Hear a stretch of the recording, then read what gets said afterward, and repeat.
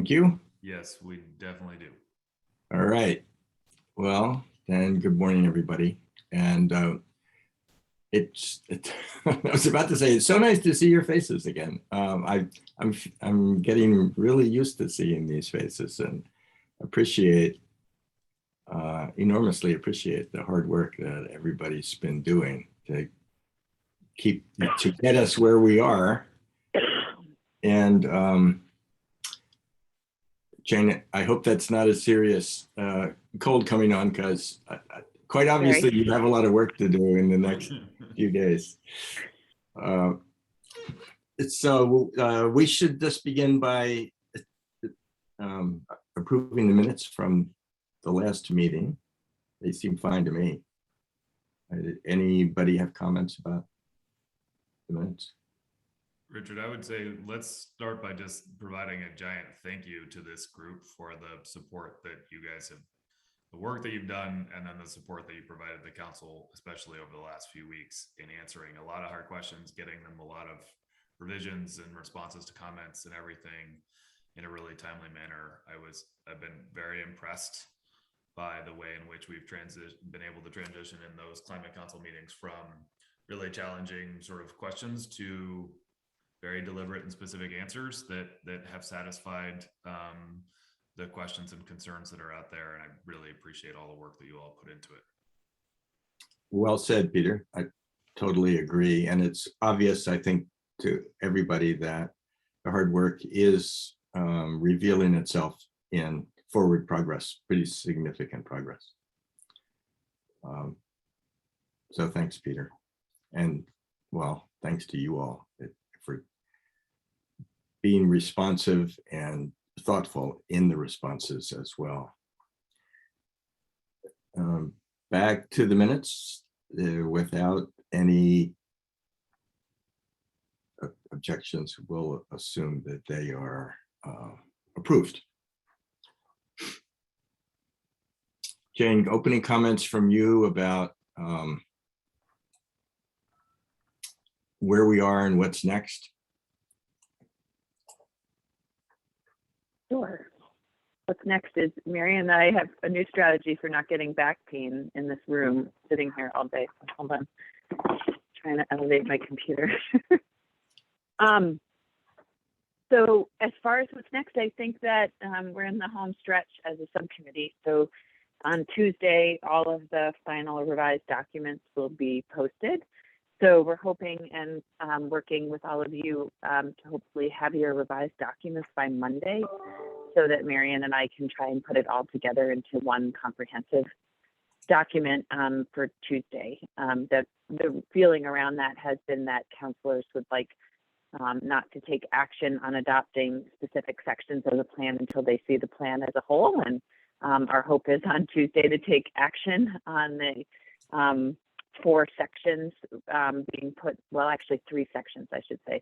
The building resilience and adaptation in natural and working lands, built environment and communities, as well as pathways that enhance sequestration and storage. So those documents are all posted now for councilors to be reviewing. Those are what we're calling final, although I imagine things will still change after next week and the following week. So hopefully today we can go through. I know it was 11th hour, but I sent you all just about 15 minutes before this meeting. Happy to pull it up on the screen and share with all of you the draft meeting minutes from Tuesday's meeting that has the substantive conversation and components around transportation.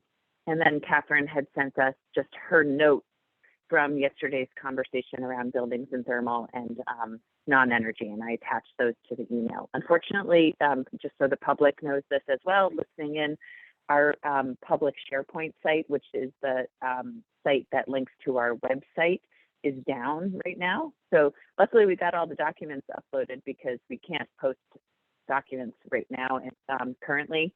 So happy to share those on screen if we want to talk about them so the public can see, but they're not online for your meeting today because we're not able to do that right now. So yeah, I think it's a matter of reaching consensus first and foremost amongst you on any changes you as a subcommittee want to make, and then ultimately it'll go back to the council for conversation, not next Tuesday, but the 29th is when we'll go through deliberatively all of the cross-sector sections to adopt.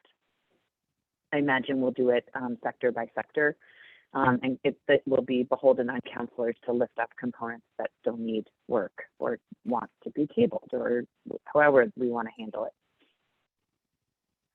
So Hopefully on the that's helpful. thanks. Yeah, it's very helpful.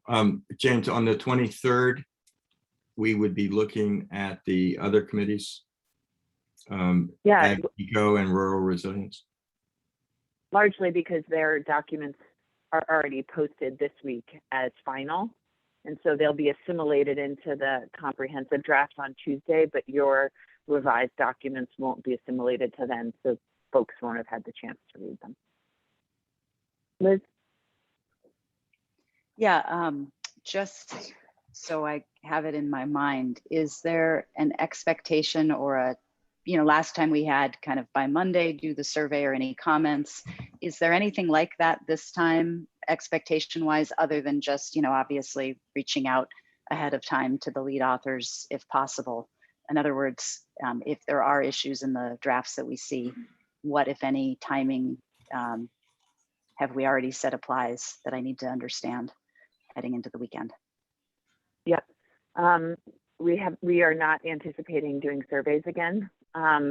So it's just around review of the sections. And then it's a really good point, Liz, because generally it's been helpful to be able to refer to the survey as the obvious points. But what I think is beholden on us now is essentially to assume, and this might not be palatable for all, but this is my understanding with David, is we're going to assume consensus on the section of the report unless a counselor calls action into question. Yeah, that's why I ask. I know that there's been on an issue that as utility representative I'm aware of and have been following, Yeah.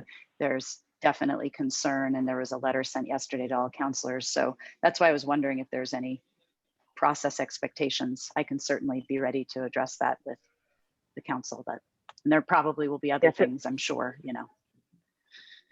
I think that's I sent that to, I flagged it with David, Pat Field, who facilitates for Ag and Eco, flagged that, and Billy Coster sent that on to the subcommittee as a whole. The subcommittee will not take it back up tomorrow. At this point, the subcommittee has consensus around their language that they're putting forward in the climate action plan. It's going to be a council discussion around how and if there are changes made to that. Great. And as long as I understand that it's just going to be at the meeting itself, then that's fine. Okay, super. Yeah. Can I ask another question while I have the off mute related to the document you sent this morning on the report, Cadmus? And the question is, what, if any, process or further opportunity for changes and suggestions is there for that? And if so, when, and yada, yada, yada. Yeah, so Jared and Ken Jones and I met this morning specifically actually around the economic component of that report, and then expect a conversation here around the report as a whole. But specifically around the economics component, there are still questions about how it's being represented. And we want to make sure that similarly to how we've reviewed other comprehensive reports prepared by Cadmus and EFG, the way we've handled this in the past is that those reports have been vetted, I think all of them, except for the carbon budget by Ag and Eco, the remainder of them by Science and Data. There were comments and suggestions made on those drafts, sent back informed, revised, and final versions of reports by Cadmus and EFG. Because of the timeline that we're dealing with now, that process won't have a chance to play out with this pathways analysis report and the economic component of it embedded as well. And so there are some concerns around how we then communicate this report in the CAP. Based on that conversation, I actually flagged it for the economics task group specifically and shared that with them earlier, just before this meeting, actually, in an email suggesting that they look closely at that component of the report. And Jared has graciously agreed to spend the rest of his Thursday reading the 100-page report more closely, because none of us have had the time to do that yet. and then try to see if there was particular consensus between him and Ken Jones to inform a recommendation on how we would represent the economic component of that report in the CAP. And I think the same would go with the pathways analysis with all of you, because there likely could still be questions about how Cadmus and EFG have communicated the work in that report. I think it's to be fully expected that even though we might caveat those concerns or considerations or further work in the CAP, that report we should expect that it'll have a life of its own, separate from the CAP as a technical report and as an appendix. And so we also want to make sure we have the back and forth with them to ensure that it's communicated appropriately. So I think that is with all of you, especially on the sectors that you're working on. So yeah, two steps here. One, to think about how we reflect it as a summary in the CAP, and then also as a group want to discuss how we are going to review it and provide feedback to Cadmus and EFG if we would like to see any revisions in the report. Okay, that word revisions hadn't been in the rest of the conversation. So I hear you that if it gets out in its current form and it has a life of its own and will be represented just as written, will it not be released until, adopted and released, whatever, until there have been an opportunity for revisions? Or that's the part I'm not clear about. I posted it on the website this morning and put draft next to the title. So it's on the resource page. That's not dissimilar to how we've looked at the other reports in the past. They've been posted and the word draft has been included. I think that it's safe to say that if we want to prioritize some revisions, that we could have a finalized report. I'm looking to see if anybody from EFG and Cadmus are on the call, but they're not. Almost always here. Based on my conversation with Liz Hanson yesterday, David Hill wasn't able to be on that call because he was traveling. They are more than willing to work to update and revise the report, and then we could have it not in time properly revised in order to inform our drafting, but to have it informed as an appendix. So it's a final report as the appendix. So let me ask Liz or Jared or Jane, are there issues that you're aware of that this subcommittee wants to pay attention to with respect to that report? So Liz, you're nodding. So just a heads up, what's the issue? Yeah, no, I mean, like others, I'm skimming and triage at the moment. Haven't had a chance to read the entire thing, and it's a great detailed piece of work that does not appear in the executive summary to capture some of the nuance that we discussed with them, and is particularly important because of the shortfalls in the LEAP modeling on the electric portfolio modeling to meet the pathways. I think we talked pretty extensively in these meetings about how it's really pretty good at modeling the mitigation steps that need to happen, and less granular, less good, less frankly useful for modeling the specific portfolio of resources to meet those needs, and the timing for that, because it doesn't take into account, can't take into account certain dynamic features. And that's not reflected in this exec summary yet. And so a reader who hadn't attended these meetings would be left with the impression, for example, that we'll see a 16% growth in electricity usage between now and 2025.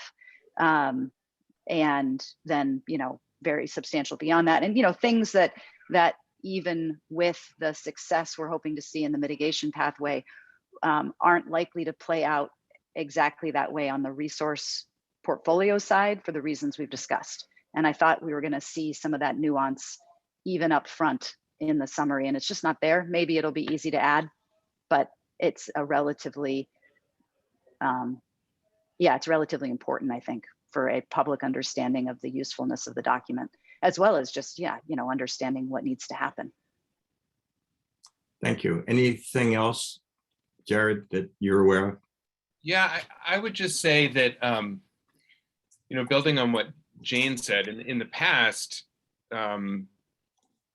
subcommittees, at least speaking from my experience in science and data, we've had the chance to really carefully review these, pose questions, be in dialogue with consultants, have, see those questions answered and revisions made. And then we've actually voted or we've reached consensus, I should say, as a subcommittee to endorse that report and forward it on to the council for adoption.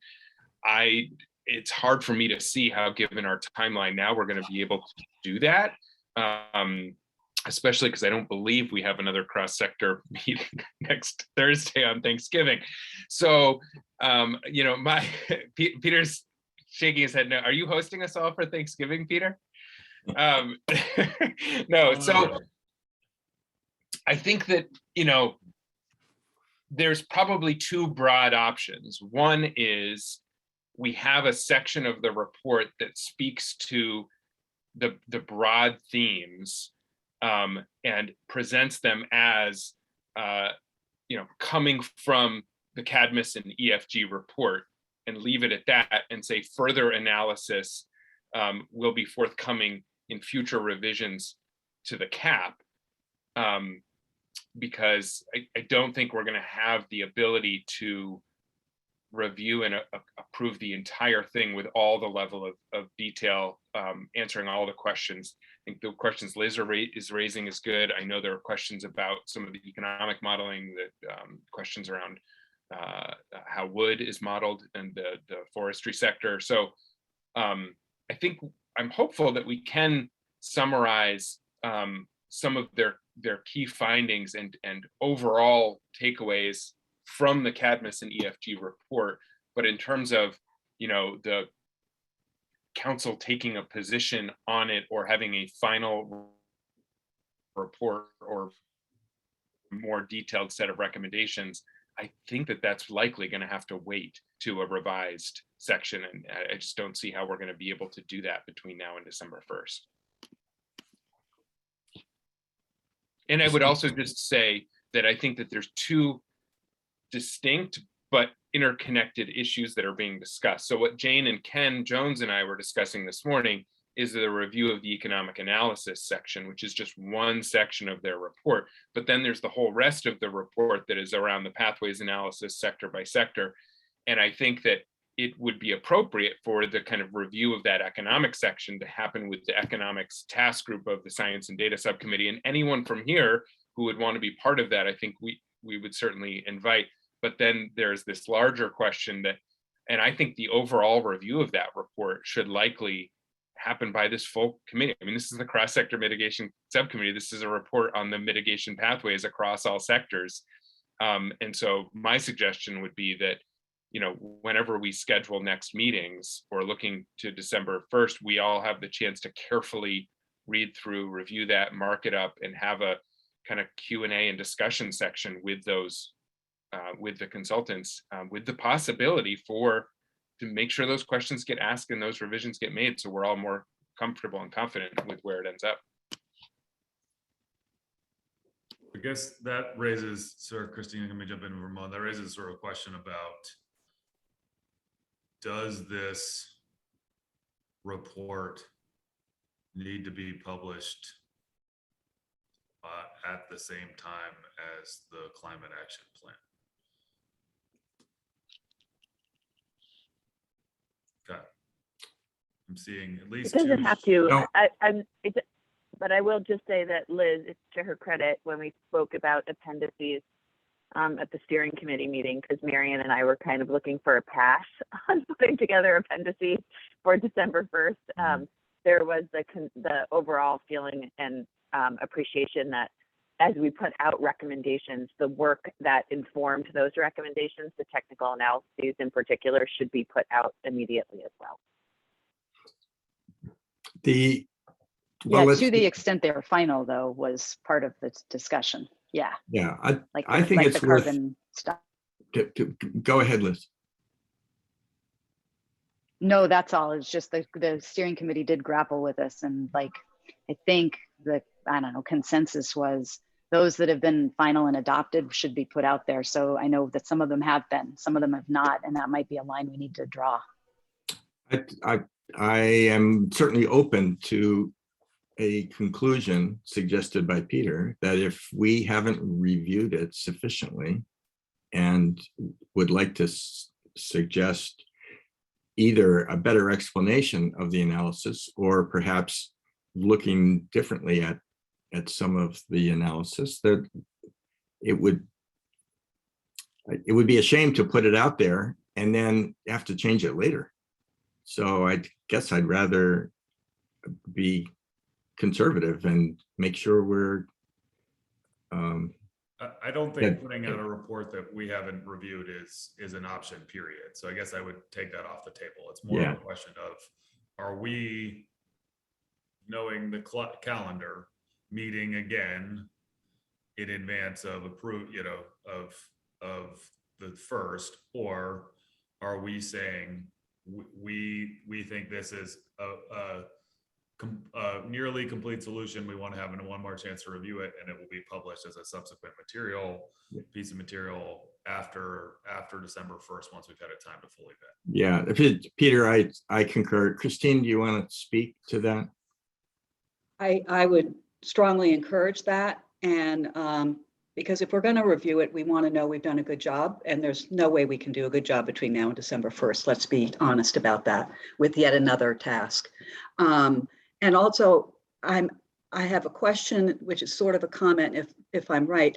I think I recall through the RFP and proposal review process, which seems like light years ago, that the Cadmus EFP team is still part of our ecosystem well into the coming year. So there was am I right about that, Jane? The contract itself? Yeah, that they have a role that doesn't just end when this report is done. They're still available to the process and to the work. Is that right? Yes, Liz and I discussed this yesterday. Yeah, they're on contract through March. Right. And their particular focus is to support the ongoing work of you all, but also in our communication with the legislature, and when there are particular questions about the analyses, to bring them in as experts. Yeah. So this would seem very natural to me, that a logical next step to happen after December 1st is for this committee or some subcommittee of this committee to do a deep review and have a sense that there's somebody within this body, if not the whole body, that has reviewed and approved that report, and that there might be revisions between now and when that moment happens, and that will be after December 1st. That would be my suggestion.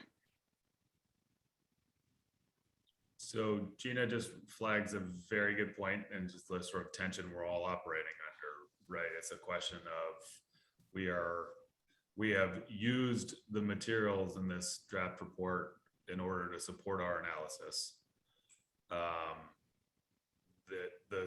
The question is one of level of comfort and willingness to accept some risk. I think we have gotten to the point with the analysis that's been provided that we are comfortable in utilizing it to inform our further policy recommendations. There are specific language and other things that we would like to see to make us fully comfortable and support the report. I don't think those are fully in conflict, though I do respect the fact that not having a final report and then relying on the analysis is a bit of a complication. But I think it's just where we are. Peter, I agree with that. And I would also add that this isn't the only source of information upon which we have based our recommendations. So we have plenty of other sources that have informed our deliberations all along. I interrupted somebody. Liz, was that you? Someone else want to address this?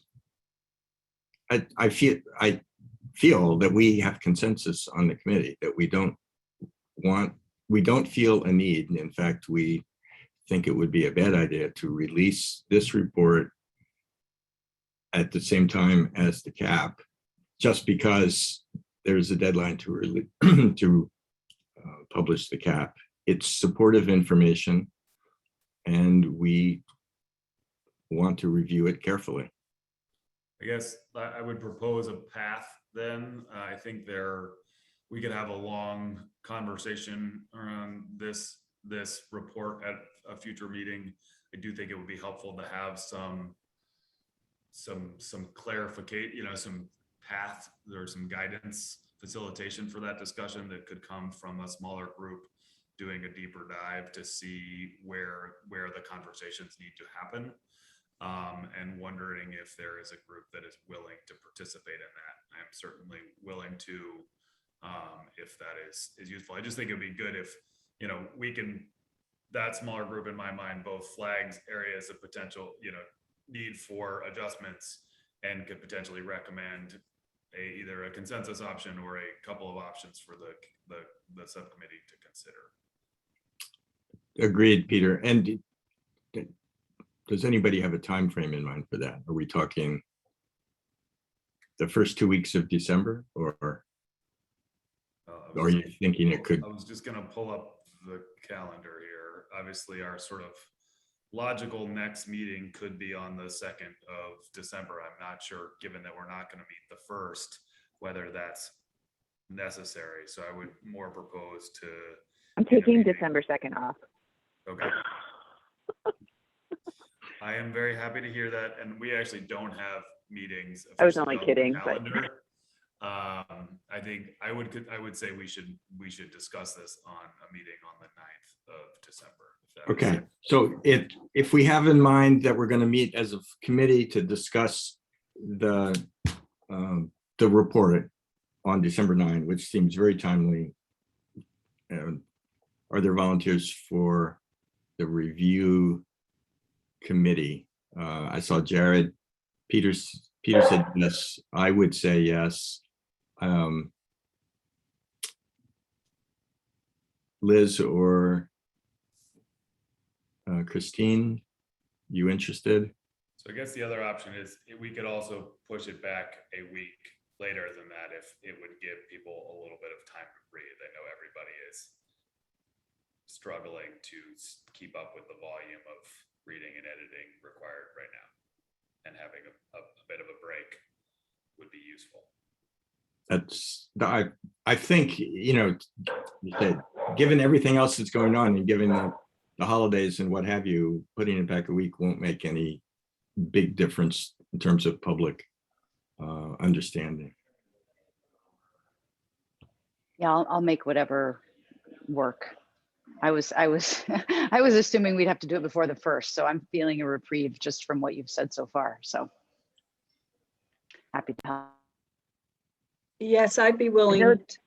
I'd be willing to review, and I think the lens that I would be bringing to it would be, how does this read for the experience of somebody who has not been involved with this process so far, as opposed to how does this affect any one particular or multiple sectors or the economic analysis. I mean, I'll read that stuff and I'll have comments, but if it would be help, my guess is I have the least institutional interest in exactly what is in the report. So if it's helpful to sort of, for me to look at it from, is this understandable for somebody coming in cold?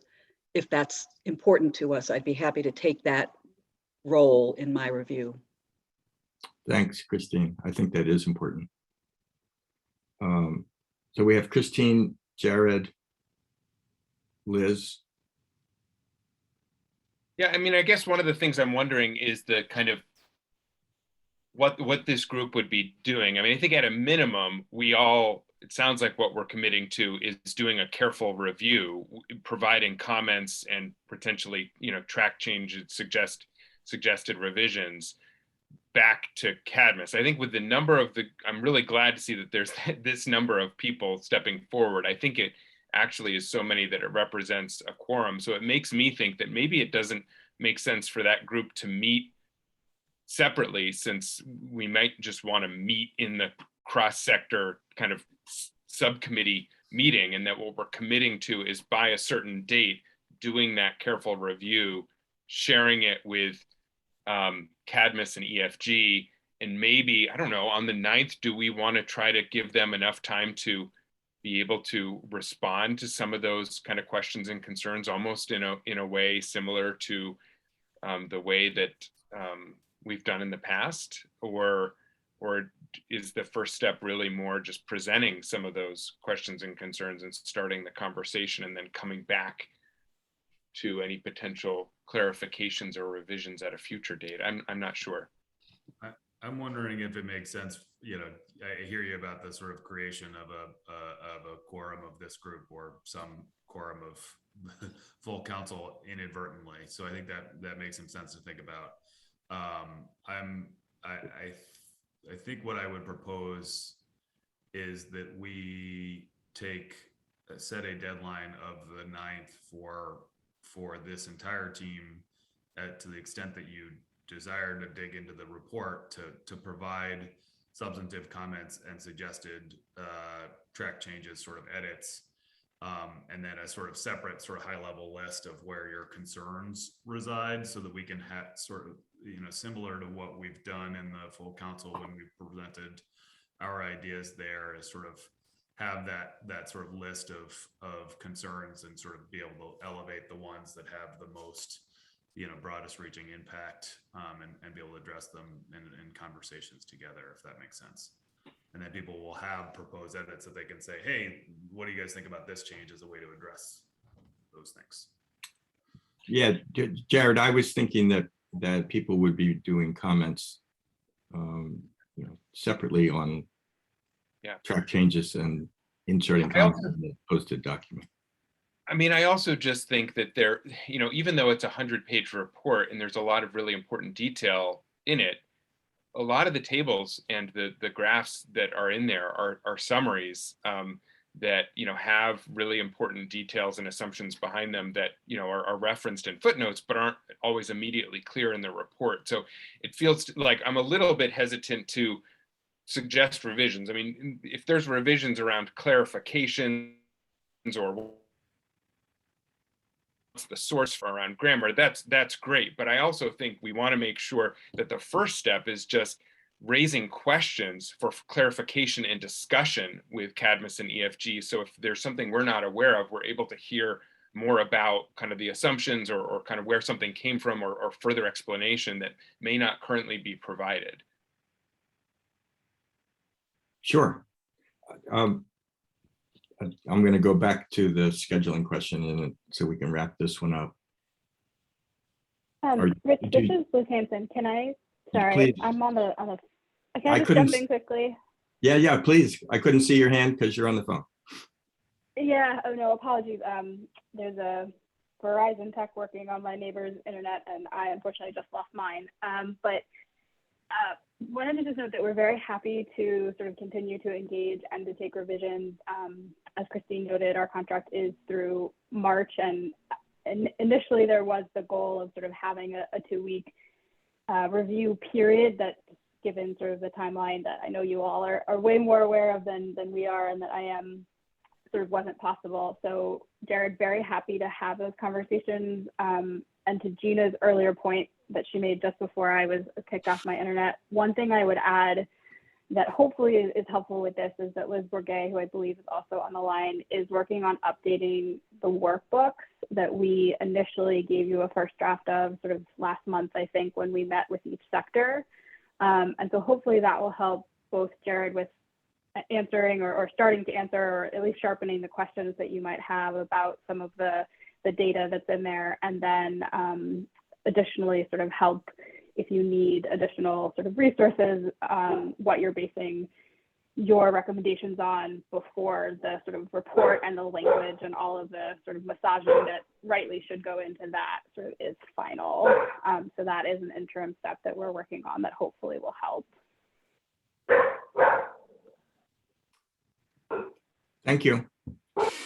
So, You're welcome. Peter, have you settled on dates in your own mind on this? I like the idea of revisions in a list of 8 major concerns exchanged amongst each other and with Cadmus by the 9th, and a meeting on the 16th to discuss. Thank you. Makes sense to me too. Christine. Thanks very much. So in the lead on this, I see Christine, Jared, and Liz. There may be others who will want to comment, and that would be open to committee members generally. I'd probably like to do that, and it sounds like Peter might want to do that too, but it'll be comments on a draft that has been posted. All right. Thanks, Christine. Jane. I just want to be clear. So you want us to do track changes as well as high level comments? Oh, either one. I would Okay. say where you Okay. have, something that is at the level of track changes, go ahead and do it. But the high level comments and questions would guide our discussion on the 9th. Okay. Or And on so the 16th. when we're done by the 9th, Yeah, we send those to Jane? Or we Yes. send, yeah, okay, thank you. Jane? While you were talking about the schedule and the timeline associated with the comments, I did just want to highlight that the council has 2 meetings scheduled the month of December, one of which I actually already need to reschedule because I don't think we can have a quorum on December 14th, the second one. So I'm going to be looking to reschedule that one. But, and maybe Jared, I know you were one of the people who couldn't be there. It was a waterfall effect. So a bunch of counselors can't be there. So I do just want to highlight that the focus of those 2 meetings, besides some high-level discussions about what the council will look like in the new year and the scheduling and work for the subcommittees and council itself, will be really to look at ARPA funding and recommendations, prioritizing the recommendations in the CAP that align with ARPA funding considerations. Just want to say that for no other subcommittee, all subcommittees are really looking to meet again after this week. That week that you have highlighted, December 16th and 17th, the Thursday and Friday. But for you all, it might be important to consider meeting in between those 2 council meetings if there's any interest in supporting or considering the actions that from your subcommittee that they're putting forward for ARPA dollars. And if it's necessary, and Peter, you all may have a different read on that, but it's going to be emissions reductions actions that are going to be prioritized for ARPA dollars. So I think that makes complete sense. So so does it make sense for us to meet on the 9th to have that discussion? yep, Okay. that would be the key date, I think. Are folks comfortable with 2 meetings in December of this body? Comfortable, willing? Willing for sure. And if one of the purposes would be to get our committee's thoughts around ARPA funding, I think that's a time-sensitive matter and we should jump on it. Yeah, and I think it'll be good for us to be able to put some of the other pieces of potential funding sort of into that context as well, right? Like one of the discussion points has been around the idea of using ARPA dollars to support electric vehicle charging stations, for instance. But there is a significant amount of money in the whatever we're calling the bipartisan infrastructure deal Right. around that issue, and we should prioritize the use of those funds for that so that we can maintain the ARPA for the other magnitude of issues we have to face. So I think we can, what I would like to do for you all, I think, is to give us what we know at this point around what the ARPA money can be used for. There are some open questions, frankly, about some of the climate issues. If it has a tie into support for low-income Vermonters, then it has a much stronger chance. If it's a general sort of climate use piece, it's not quite as clear a path. So maybe Jane, you and I can talk offline about how to sort of present what we know about eligibility at this point in conversations with others. And then include. Sure. I'm not sure if it's happening for others, but Peter, you're going in and out for me a little bit. So I heard most of it though. That was happening for me with you on the council yesterday too, so it seems like a pattern. But I will just say that I know that our interest and intent on that first meeting with the council on the 7th will be to go and hopefully have the guidance on ARPA funding and go into detail on presenting that. And Secretary Moore and I have talked about that. Okay, so maybe it's more if you are able, similar to this past week's meeting, if you are able to attend to get that information, please do. If you are not, please try to watch the video of that presentation so that we can be prepared for our conversation on the 9th. Great, thank you. That is easier not to do it twice. And we can reiterate some of those points and obviously review some of them as we have our discussions. All right, then. We've identified at least 2 topics for our December meetings, including a review of funding options and a review discussion of the Cadmus EFG report. Anything more of this nature? All right. Thanks, everybody. It's really, those are both really useful advances. Rich, Anything more about the timeline and process, Jane? Sorry, I just lost you. Christine? yeah, I'm sorry. I'm not clear as a non-VCC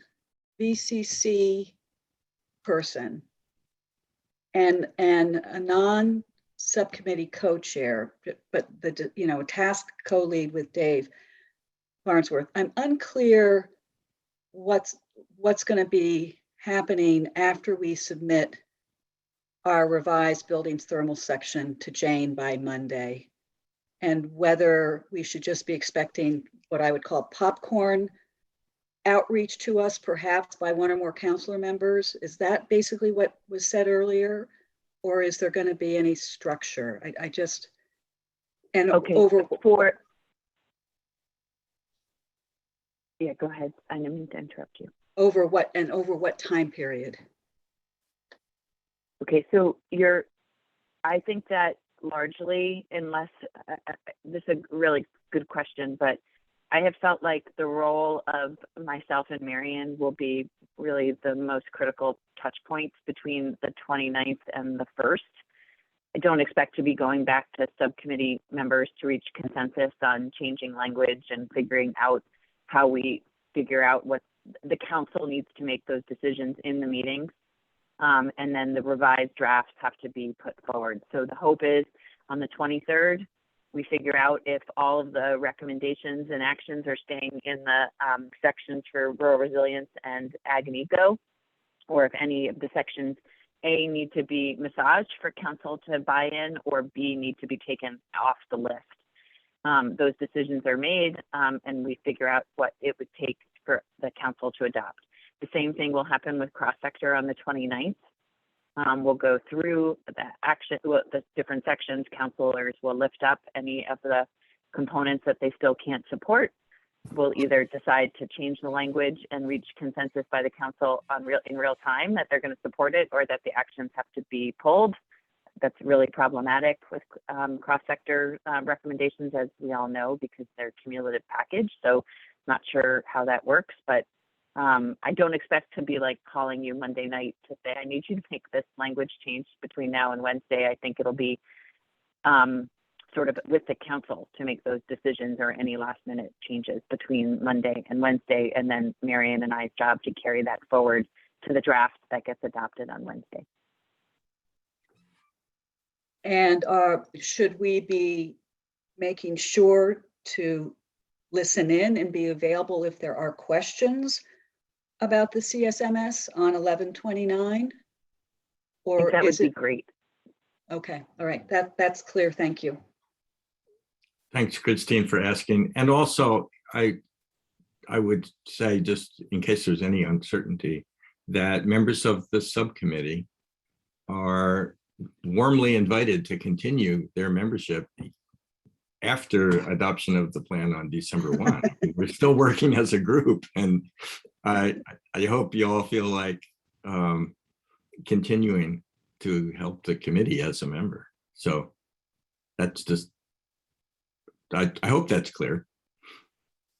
Yeah, I think there's a broader question. I think if, you know, the 29th is crunch time, right? There, any outstanding issues, consensus needs to be resolved, consensus needs to be reached without being able to reach out and touch one of you for an answer in real time. I don't, you know, it's going to present problems. So if you are able to prioritize your attendance at that meeting, especially for task leads, I think that would be highly beneficial to the council. Right. Agreed. All right, and we have also set in front of ourselves meetings on December 9 and 16 for this subcommittee. Can we now turn to the feedback that we've received from the council and others on the subsectors? Oh, Graham? So just to be clear, I mean, we've said a couple times on the 29th, we're going to be aiming to get to consensus or Paul actions we can't, but there's also the voting option, right? If there's an action that we can't get to consensus on, do we vote on it? And that determines whether it stays or goes? Great, thank you. Correct. And the we in that sentence is the council, not our subcommittee, correct? Correct. Yeah, and the final, I mean, the statute's clear that the decision-making body is the council, and the council can vote if it chooses to on the adoption of elements of the plan. Okay. Thanks, everybody, for a look at the month ahead. Reviewing comments that we received. Are you ready for getting into just running through that and all four subsectors? I'd probably encourage us to limit to those ones that we feel are sort of still outstanding, that this group may, the task leads may want assistance, help, et cetera, framing on, or that remain open rather than sort of running through the full list, because I think we've largely addressed most of them, and I appreciate the work that's gone into it and don't want to rehash all of those details with everybody. I don't think that's necessarily the best use of our time. Yeah, agreed. Dave, Christine, you want to start? Sure, I'm happy to give you a sense, and please, Christine, jump in. So Brian, Christine, and I got together this morning, spent an hour and a half going through all the comments that we received, including public comments. We looked at our notes. We looked at chat notes that were shared with us. Catherine sent additional notes. And we've also gotten comments in drafts themselves from Sarah Phillips, looking at her comments on some of Richard Fazey's work. We've gotten comments from Secretary Moore, from Liz Miller, that we had included and then excluded, then included Liz. So we've gone through those. We've got a plan for how to process through those by, hopefully by tomorrow night, but certainly by the Monday morning deadline that Jane just articulated. Christine?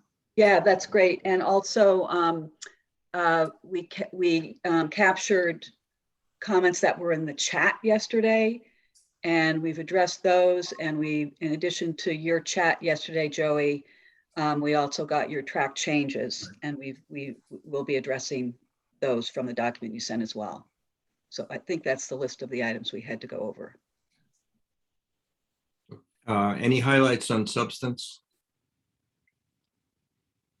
We were able, I don't think there are any outstanding substantive issues where we're not clear what's being asked of us and or not sure we want to agree to it. I think we're all good. Would you say, Dave? Yeah. Okay, so we shouldn't expect that that you're going to recommend major changes to the draft or to the action items?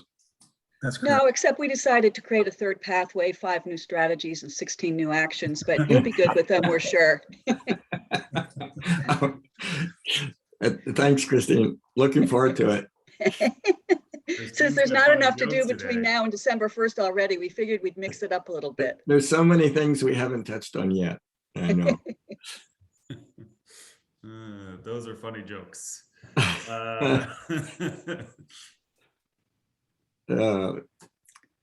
Thanks, Peter. Are there questions for Christine and Dave? No, I really appreciate, I got a lot of kudos offline from how thorough the responsiveness to responsive comments was from your team and how helpful they were. So thank you for putting in that effort.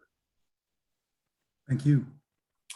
I want to call out Brian Woods again. He's been hugely helpful during this phase of the process and has done a lot of the detailed work in recording the comments and matching our track changes, edits back to the comments. So that we've really solidified as a team, and it's been super, super helpful and rewarding and greatly appreciated.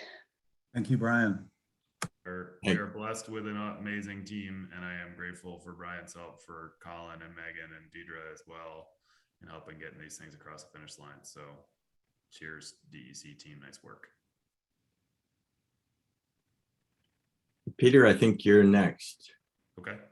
At the only 2 substantive comments that the non-energy, well, one was more of a sort of a wording, or ended up being a wording comment, and the other was a substantive comment. So the first one was about the refrigerant management plan and the fact that we were trying to present it as clearly like we're trying to work towards a refrigerant management plan, but it wasn't completely clear in the language.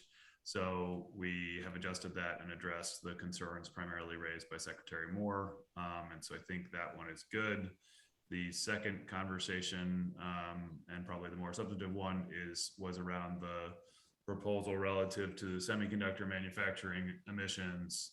And I've been at the request of council, have been working with Lauren Oates and Jared on seeking to find some language and responsive to Joey's comments as well about providing clarity around sort of the 2-step process that we envision, whereby if the PUC proceeding is insufficient or does not lead to the emissions reductions that are consistent with the specific milestones in the Global Warming Solutions Act, that there would be a sort of backstop of ANR regulations consistent with the Global Warming Solutions Act at the specific timeliness milestones,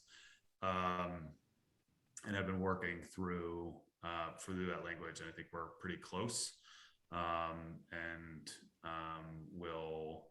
think it really is providing clarity as to what was meant, so that nobody is left wondering what's meant. I think there's a couple of questions right now around sort of what is the timeline for the PUC process. And to some extent, we don't know that because there are a few variables in there that could change how long that works. I think that we should still have sufficient time to do rulemaking and to make the necessary, put the necessary emissions limits into place if that were to need to occur through ANR. There is significant progress that has already been made in reducing process emissions already. So the sort of consistent with the 2025 numbers are significantly closer. The 2030 numbers are really the more challenging piece in terms of setting those limits. And so I think I am comfortable as the sort of ultimately trying to get to that rulemaking process, that we have time to allow the PUC process to play out before moving to that sort of backstop approach. And so that I can't, but PUC proceeding could go down a number of different tracks that could be quicker or shorter depending on what happens. So it's it's it's not an easy question for me to answer. And I can't even identify necessarily what the variables are that would change that timing. Right, but Peter, just to be clear, you've said two things that help us with respect to this part of the plan. First, that the language can clearly state that if the PUC proceeding would not result in progress consistent with GWSA, that A&R is able, and the plan can contain language that states A&R will engage in rulemaking to ensure that it happens. That's point number one, which was discussed at the full council. And point number two, which I hadn't heard until just now, is that the 2025 target looks reachable, and therefore that such language in the cap would not put A&R in, or PUC in a situation of trying to being obliged to do something that seems impossible.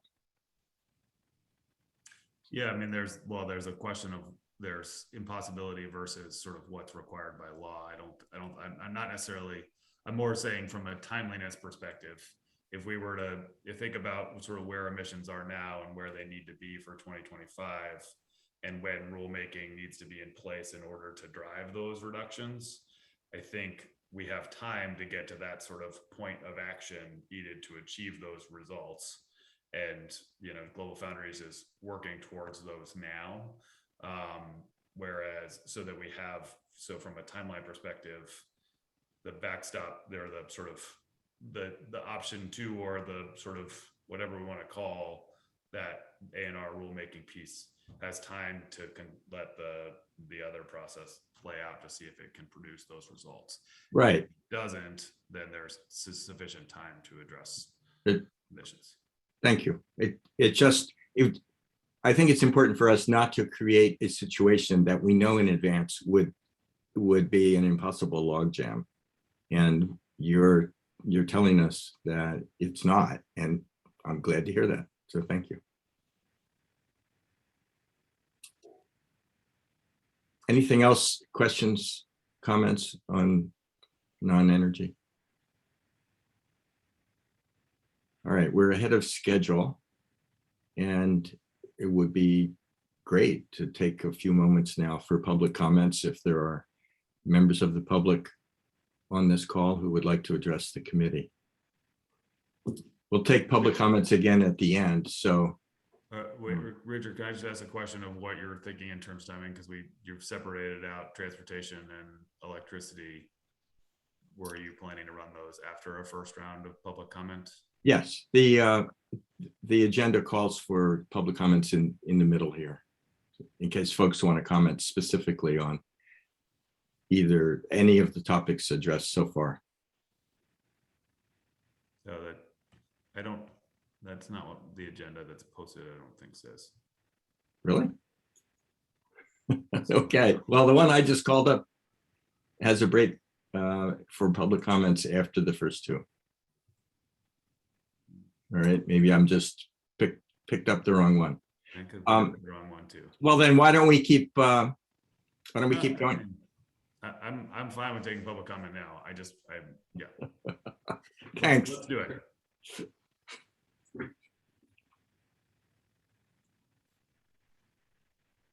Matt Voss. Hey everyone, thanks for the hard work as always. Peter, just a question for you. Is there any sort of timeline again of when that final document about Global Foundries might be posted?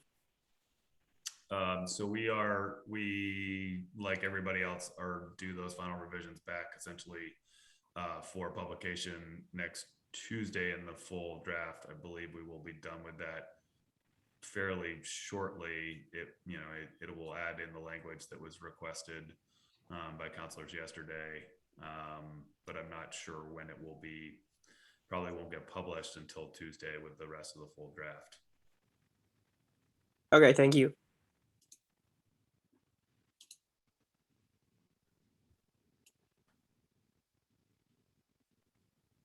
All right, I'm not seeing any other comments. So why don't we just continue with taking on board reactions and action steps from the other two sectors. Liz, are you ready to go? Sort of. I actually have a noon thing that I have to go take care of that's come up. But the reason I raised my hand is I had thought, maybe I'm looking to Jane for clarity, that we had done electricity last week after taking it up at the council. And we've given the updated draft. Since we didn't discuss it this week at the council, I don't have anything additional that I was planning on for this meeting. So I was feeling okay about the fact I have a noon conflict, and I apologize. No, I So think I'm hoping that's okay, and I'll get, okay. Yeah, I concur. Mhm. I agree as well. Thank you. I just want to make sure if there were any outstanding issues that we wanted to discuss, we had the opportunity to do that. So No, I since I'm not going off camera yet to run, the one thing that came up, and I'd be happy to take the drafting responsibility for this if folks generally nod their head. In the cross cutting sections, we did not have an opportunity to add something that did come up, and I at least had advocated we cover there, which is the sort of general comments about energy burdens and benefits across different types. We've seen it on batteries, solar, hydro, biomass, and I'm sure I'm missing some of the areas where it's come up. And I know that that is discussed in various places, like here and there are mentions of it in subcommittee sections, but there's not something in the cross-cutting. So I had made that comment. I'm happy I don't want to do something the subcommittee doesn't think we should do. So I'll just put that out there as something I'm willing to draft. I think it's short, but it would be just an acknowledgement publicly of the comments that we've gotten and put it in that cross-cutting, because I think it is cross-cutting. I would love to see that language personally. Yeah, that would be great, Liz. Okay, I will take that on and give it to Jane, I don't know, tomorrow or something, Jane. It's gonna be short. Sometime yesterday or the day before, yes. Yeah, exactly. Okay, thank you, and I'm apologizing. Oh, that's fine. Thanks, Liz. And Peter, yes, I was looking at the wrong agenda. It's all right. It gave us an opportunity to hear from the public, and I'm all for it. All right, transportation.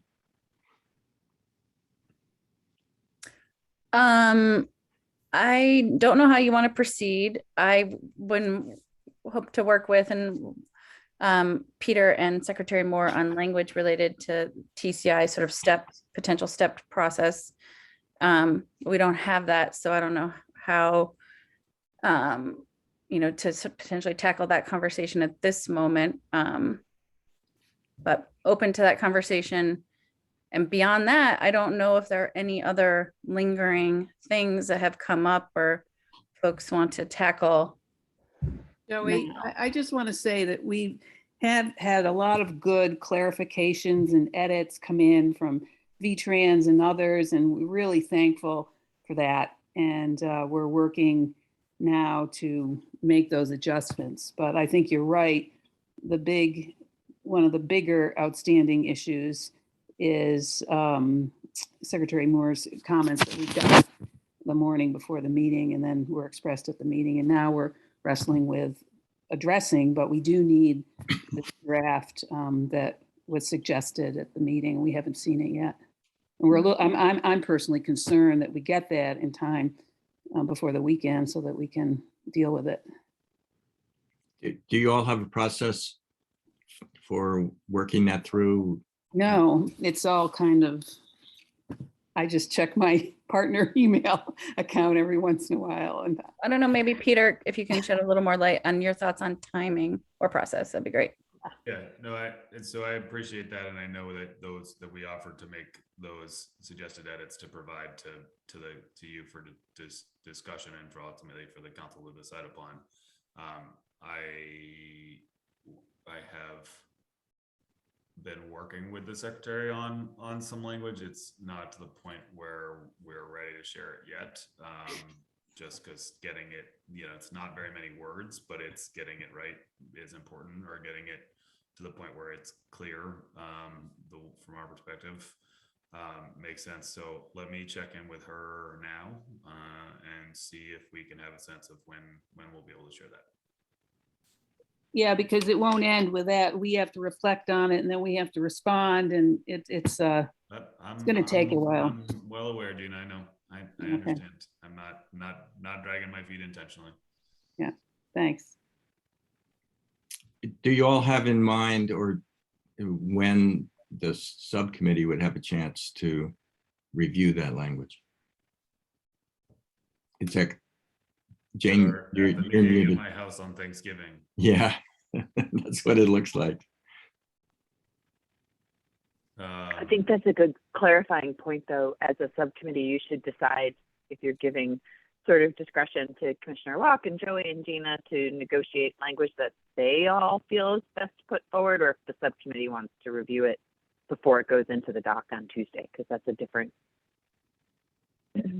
I would welcome the subcommittee if it's possible. So maybe it's worth having a discussion on the sort of broad parameters now, if that helps. And Jane's not the only person who's having volume issues with me. Please let me know if you can still hear me. The basic concept that will be included in the language is some sort of legislative action to address the sort of how the revenue would be spent from TCI, or a process for how the revenue would be prioritized in order to provide that more complete picture of what the TCI full program looks like prior to rules going into effect. And so it's sort of a question. Both of those things are both important and necessary to implement the program, right? Because the ANR has the existing authority to do rules now to join Vermont to TCI, but we do not have the authority to accept the revenue. And as we've talked about a lot, the program itself, the creation of that revenue has potential equity impacts, and therefore we want to work to address those through those investments. And so having that complete picture is useful, or a process to complete that picture is useful. And so the question was to sort of tie them together rather than to separate them apart. And so that's really the focus of that language. And so I would love to get the council's thoughts on that. The way we presented it now, and I'm sorry, Joey and Gina, I'm not intending to speak for you. I'm just trying to clarify the distinction, is that both of those things should proceed apace on parallel tracks without connection between the two of them, or without a check in the process for either one of them. It's an iterative process. They're connected, but they move along a track. It's not one then the other. They're hooked, because the legislature is going to need to know about the rule as they start deciding how they're going to spend the money. So what I actually would disagree with you there. There's nothing about the rule that would really impact how the money gets spent, other than the cap levels and the projections on what those revenues are, which already exist. If I were a legislator, I'd want to know what it was and how it worked. And well, right, but that's not necessary. That we have that now. And so let me return to that bit of dialogue in a minute. I see Bram has a comment. Thank you. So first, a question. From the time we join TCIP until the time revenue shows up, until TCIP sends a check to the state of Vermont, how long is that time period? First potential revenue comes in 2024. Obviously, that depends on whether or not we are part of TCIP by then. But that is when it's anticipated that the auction would begin. There is the potential for those that are part of the program prior to 2023 to have their regulated entities participate in a reporting only year to be able to sort of test the process to make sure that it works. Got it. Thank you. So, my sense is that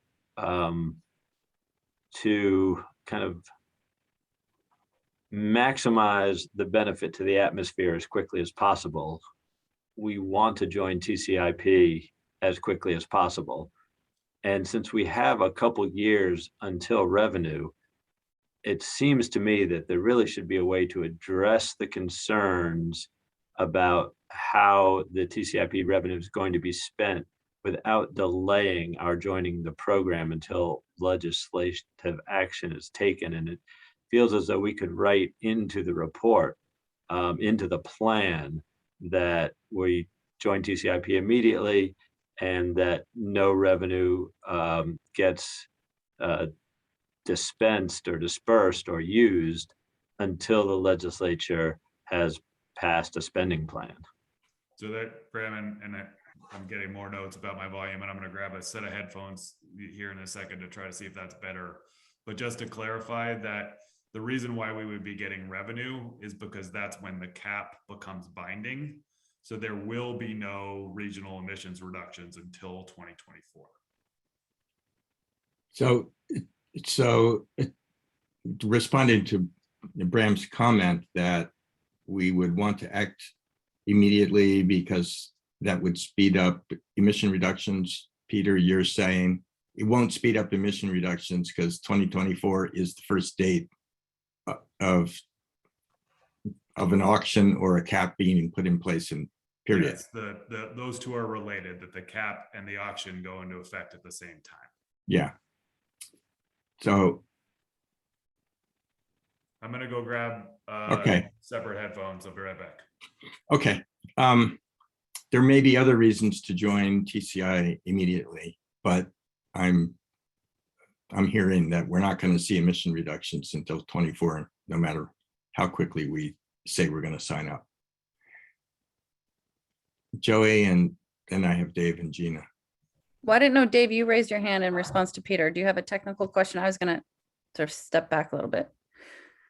So again, I feel like I don't want to be repetitive here, but we had sort of put forward looking at, parallel processes, wanting these to move on track, but they are interconnected, interrelated, and thought that the timing might work well to, begin the process of commencing multi-month rulemaking proceeding, while at the same time in 2022, when the legislature reconvenes, a bill will be introduced that I believe will be, which we put in our recommendations, looking at, how Reggie was constructed, authorizing, the state's ability to receive allowances, providing, and I hope that this is what we try to capture in our recommendations, sort of a general outline of how revenues will be allocated, and we can get more clarity. And maybe this is what you're going to put forward, Peter, with like a set of criteria about, related to where those dollars go. For us, it was very important you'll see in our recommendations that we had recommended, prioritizing investments for low income, rural, historically, or overburdened and marginalized Vermonters. And we had, thank you, Michelle, for your comments this morning, given an example of like going beyond the threshold of the 35% minimum investment into those communities, to do more, like put more than 35% to support low income, rural, more marginalized Vermonters.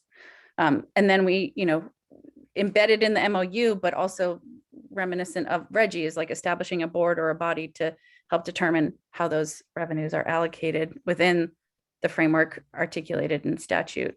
So I think what we really tried to put forward, again, is this sort of parallel processes that could commence and then connect, thinking that the timing might work, and that there would be, public engagement process and embedded in the entire endeavor, sort of through this enhanced equity board or an opportunity to put more clarity around the criteria through which transportation, as we said, transportation or transportation enabling investments, and how those dollars are spent to really mitigate the, to prioritize low-income rural overburdened Vermonters.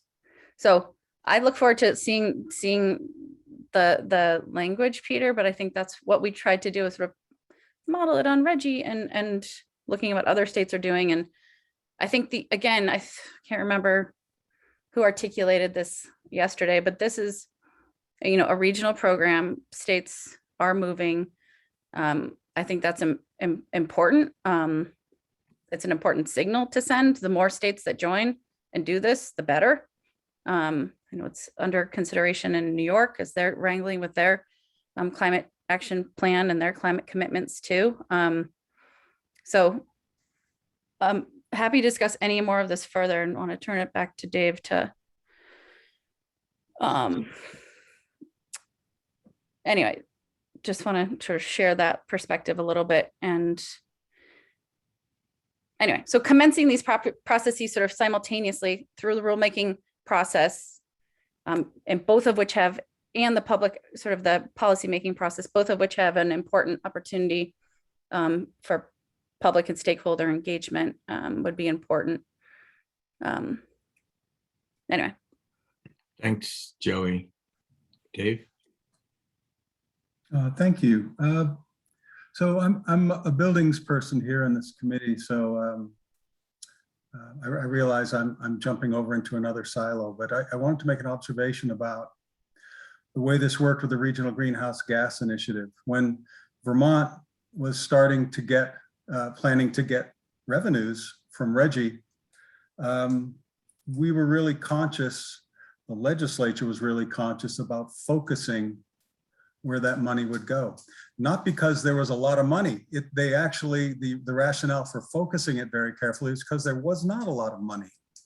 And Vermont had a clean power generation portfolio.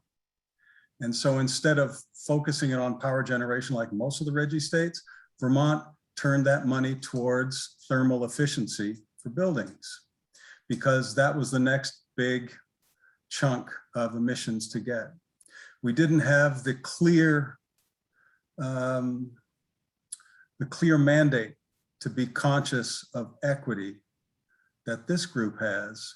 So I just wanted to point out that there was a really conscious effort to focus Reggie money to get some results rather than spreading it very thinly to do a number of things, which is what the Reggie MOU allowed for. It was very open-ended, do any number of things. But I would hope that the decision-making that goes into how these funds will be allocated would consider the relative size, the amounts of money we get. And of course, I expect that folks are going to consider tons and equity. Thanks, Dave. Can you hear me?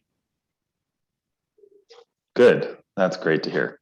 Not that you want to hear me all the time, but I appreciate those comments. I think there's a lot of different models for how this could be run. The Reggie one is a bit of a complicated one, as you mentioned, Joey, yesterday, about concerns about equity that were raised as part of Reggie or have come up mostly since Reggie was launched. That's mostly due to siting issues outside of the confines of Vermont, but real concerns that we want to make sure have been addressed through the TCI development process.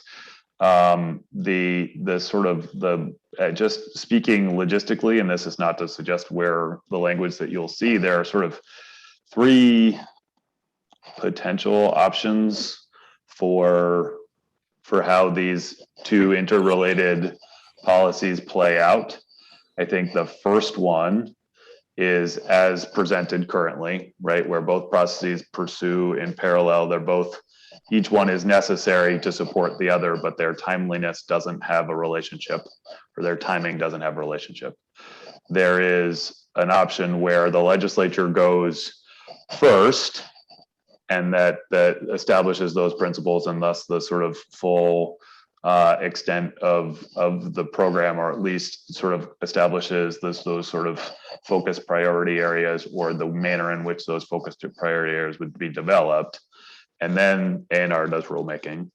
My team might hate me for saying this, but I think our rulemaking process for this one is, at least in the drafting component of things, is a little bit simpler than it normally would be, because there is a draft model rule that we have been working on with the other states to put together, that is what we would need to mostly based our rulemaking on. There are obviously other components to it, but a lot of the hard work has been accomplished. And then the third path is some sort of parallel but connected process where A&R could proceed with rulemaking, but wouldn't finalize that rulemaking process until the legislature had acted.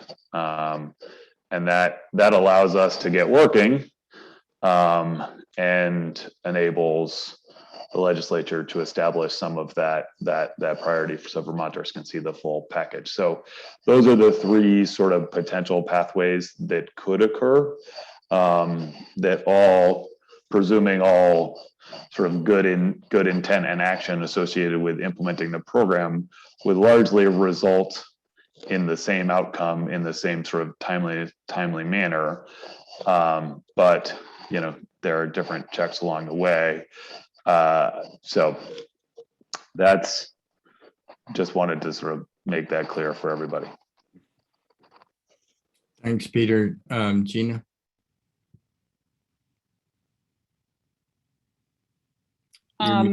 Yeah, I just that's really helpful, Peter. I'm trying to, Bram brought up the issue of how long it takes to get this ball rolling. And to me, that means we need to get it rolling now if we believe this is something we should do. We learned from VTrans the other day that the programs, the infrastructure programs, it's going to be months, if not years, before the feds figure out the rules of the road, so to speak, for those programs. So this funding isn't going to come immediately. We're going to have to spend time, and we have got to get the ball rolling now. And I don't see, relatively speaking, 3 months, 6 months it takes for the legislature to act. Hopefully they will, and for A&R to get to do the rulemaking relative to the larger picture here. So let's see what you guys have to say, and then I hope we can support joining TCI as a major, assuming, of course, the legislative and rulemaking process takes the steps it needs to take. It's something that needs to happen for the state of Vermont to meet its transportation emission reductions. I think that's a great point, Gina. And I think being clear on what moving forward with that in a timely manner and quickly to get to those results we want to see is important for everybody to understand, because the way the states have agreed upon it is that we all should be clear on this and not bank on emissions reductions that happen, or funding that happens before 2024, because there will be no funding till then. There will be no cap until then. And so what we're really talking about in terms of rulemaking now is whether if we move forward in this year, is whether the regulated entities in Vermont have the opportunity to have a sort of test case run through a reporting only year. That is the binding piece. That is the piece that would have an impact for us to enter in prior to 2023. If we enter in prior to 2024 in terms of rulemaking, we can then participate as part of as in the cap and in the auction. So I want to be really clear about the sort of timing, because it is complicated. And I understand that there are a lot of details, but just so that everybody's clear on sort of what action now means versus or doesn't mean. Yeah, I mean, it is complicated, but in my view, it's the only thing we've got right now, because I don't see where else all this money is going to come from to get all these EVs on the road. I mean, just if somebody's got something else they can put on the table, please do it now. A lot of work's been done on TCI. There's a lot more work to come, but Right, it's the and only thing we can hang our hat on. I'm just saying that don't hang your hat on money for the next Right. That's a 2 given. years, right? And so Oh, yeah. that's, No, so we all just need to eyes wide open there. the federal money too. Well, I think that the federal money doesn't have any money for incentives in there, to my knowledge. That would be charging. It would be, there's the possibility that some ARPA dollars could be used, especially targeted towards low-income Vermonters. We'll hear more about that, as Jane mentioned. But that's really, you know, sort of, I want everybody to be eyes wide open that there is money both coming and potentially coming through TCI, but a lot of it is not in the near term. Peter, thanks. Jared, then I've got Joey and Bram. Thanks, Rich. Just a couple of points. I really appreciate what Peter, you're saying about the timing. To me, that underscores the importance of joining, because again, just to remind folks, I think most folks in this subcommittee know, you know, roughly speaking, the emissions reductions we have to achieve between 2025 and 2030 are about 3 times larger than between now and 2025. And so being able to have ramped up sustainable sources between 2025 and 2030, I think is even more important, especially knowing that that may be the time in which some of the federal dollars, whether it's ARPA, infrastructure, potential Build Back Better, could be, certainly those first two would or could be winding down at that point. I just want to say, in the interest of kind of being comprehensive in the list of options, I appreciate that you're kind of just trying to frame those up, Peter, with options 1, 2, and 3. And I understand that this may not be an option that you would prefer, but I think it should be, if we're going to be comprehensive about this, it should be listed as a 4th option, which is correct me if I am misunderstanding this, but my understanding is that what most other states have done, including Massachusetts, is the first thing that they do is rulemaking. So if we're talking about a 2-step process, that they have committed to join on the administrative side, and then legislation has followed. And so that's, I just think that to me, I just come back to, both of these things need to happen. I think the question of order, whether it's legislature first or the administration, or administration then the legislature, to me, that, I'm sorry, it feels like a political question rather than a practical question. And I think that what we need to do is say both of these things need to happen. And so for that purpose, in order to make progress, I think that's why there was the compromise position that was put forward of these should just proceed in parallel. I do not understand the practical argument about why we couldn't join TCIP without the legislative decision around how the funds are going to be spent beforehand. That I don't read anything in the MOU or in the kind of legal analysis of TCI where that practically suggests itself as necessary. It feels more like a political consideration. So just quickly, if I may, Rich, the Massachusetts is not doing it in the order in which you described. They signed the MOU originally. That is not rulemaking. Their legislature has acted or is acting now, and then they will be going through rulemaking. So they are working on those rules, I believe, in parallel too, but their legislature I think has acted, and maybe Brian or Megan can help me out there, separately from the agency, responsible doing rulemaking. So it is, I think what we're proposing is actually closer in line with Massachusetts. The consideration isn't necessarily a practical one. It's a values one. Let's try to understand what the full picture of TCI looks like. And we've always talked about this as being the challenge of, until you have, it's a cap and invest that creates a binding cap and creates revenue to help support projects that make it both more equitable and less expensive to meet the requirements of the cap. So those things matter together. And so what Secretary Moore said yesterday, and what we talked a little bit about yesterday in the council, was the idea of having a full understanding of that complete package prior to launching the state into rulemaking. And I don't think that's a political discussion. I think that's a value proposition discussion. So moving right along here, I've got Joey and Bram. Well, several different things. In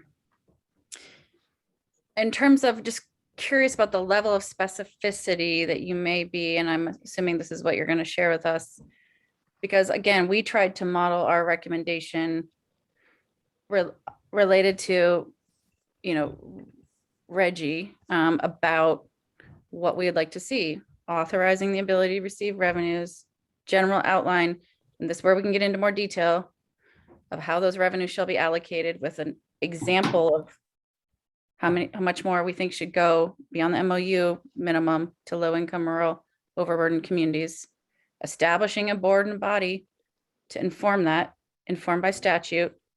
We had recommended a firewalled fund. I'm just not quite sure the level of specificity, because we also cannot tie the legislature's hands, and we want to be responsive to public input related to priority projects in line with an established set of criteria. So maybe we can help answer that. Another thought would be, this is obviously, in terms of how much more process there have been, this has been happening for over a decade, and we definitely need more process as an interface with the general public. And I think we need process too with the regulated entities, which I think, to the point you raised earlier, Peter, giving the regulated an opportunity to participate in a reporting only period would be beneficial to compliance from from a compliance assistance perspective. So kind of giving them a practice run. So that speaks to me of the importance of sort of, moving forward, commencing rulemaking, to give that trial run period. And one other thing, I'm throwing a few different things out here. Because you are putting forward a few different ideas, maybe Peter, when you put forward, sort of suggested language, I wonder if it would be helpful for everyone to understand a step-by-step timeline, when we would imagine this to commence and what that means and how it relates to, so when we would imagine legislative discussion to commence and potentially end. January, legislature convenes, usually wrap up by May or June. I guess it would be helpful for me to see a comparison, step-by-step timeline, with a sense of why we would choose, that would give us a sense of more clarity to inform why we would choose one pathway over another. Thanks, Joey. Maybe Bram? I would happily work on that together, and you're able team, but that would help me words, and then a comparison timeline to understand how these things interrelate. Because I also, anyway, I know that we have to, the A&R is obligated to commence rulemaking and to deliver those. I believe, if I remember by statute right, that those draft rules have to come before us 45 days before they go to ICAR. So I just that would be a helpful piece of this timeline process that articulation that I'm wondering might be helpful.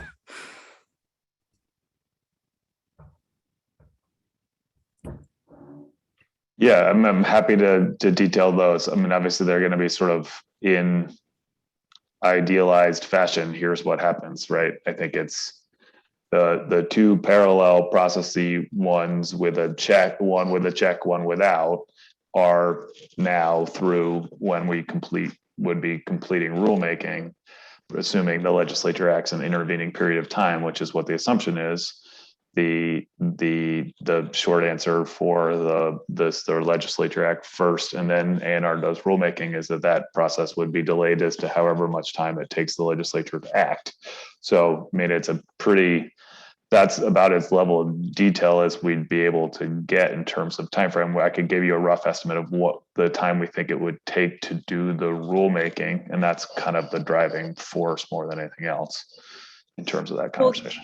And the reason we were recommending parallel processes is I guess that we had imagined the legislatures, like 5 months, and it will probably take them the full 5 months to do their due diligence to enact a bill. And then I just sort of understood rulemaking to take approximately around the same amount of time, so that, again, like moving them down parallel processes, and that shall connect when it's all done, so that the two different legislative and executive branch bodies are moving in tandem towards a important goal and tool to do what we're now required to do. Because I do, we've made pretty clear we lack some pretty important tools in our most carbon intensive sector to drive down emissions. And I think we have agreed, we agree by consensus. So I'm not telling you guys, anything you don't know. And I think generally agree with, it's more a matter of process and timeline, but I think the goal would be to move as expeditiously as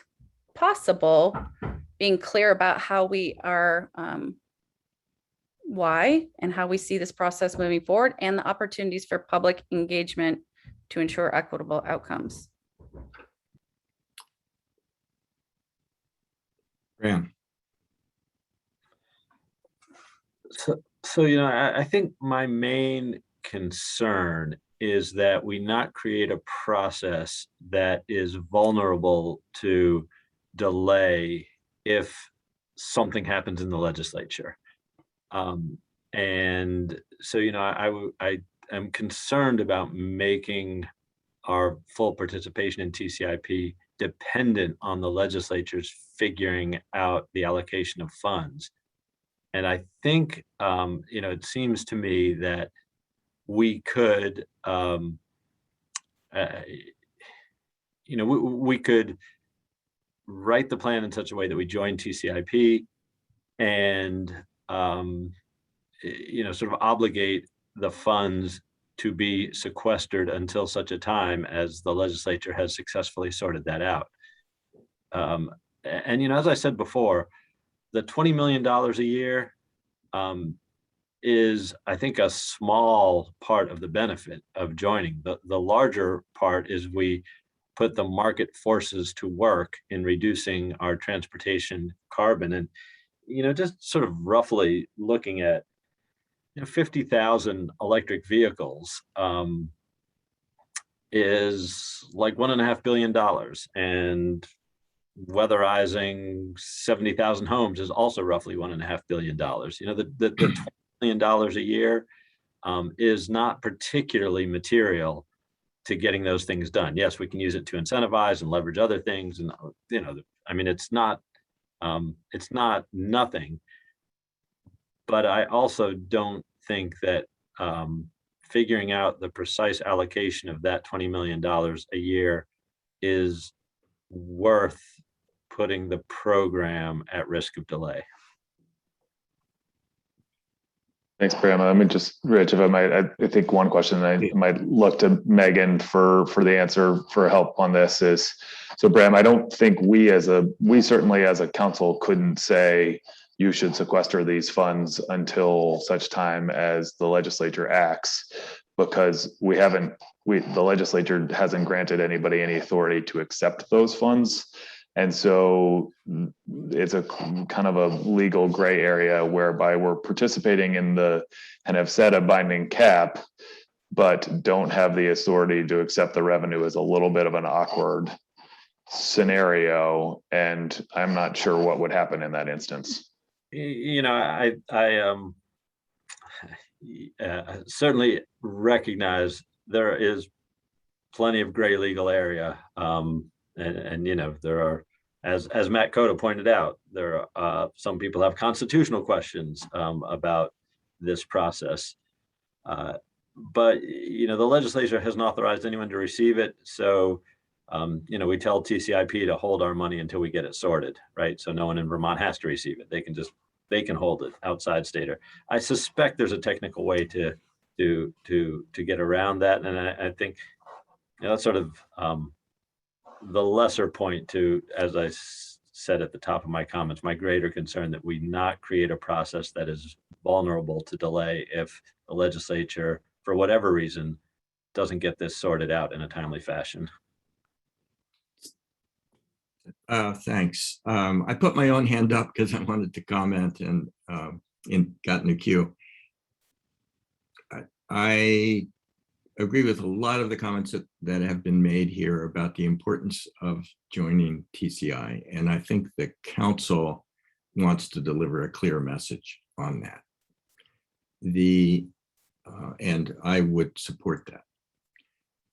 The one question that I have for us as a council is the degree to which we need to engage in this form of negotiation around what the legislature does and when, and what the administration does and when. And this is a really instructive conversation that we're having, but I would like to put on the table the option anyway, that we can just recommend that the legislature pursue a process that would ensure the equitable and effective administration of TCI, and that we recommend that the administration take such actions as necessary to join TCI, and that the negotiations between the branches about who does what when doesn't have to be solved by the Climate Council.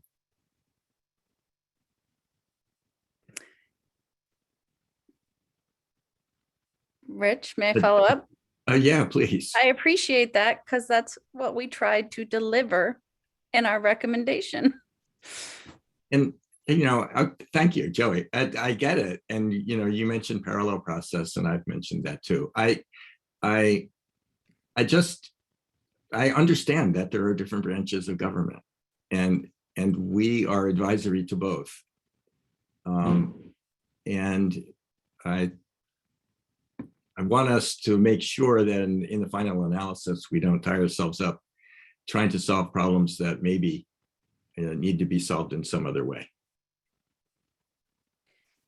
Yes, and that was not gonna be, and I was just gonna try and close and tie a bow on it, wanting to see the words on the paper and really wrangle with, but I appreciate what you're saying, Rich, and I think that there's some real truth in that. And what I would like to do is, I think the legislature has made clear with the creation of this council that it is serious about climate and overriding a veto in a pandemic. I think Vermonters are increasingly making clear that they are serious about climate action.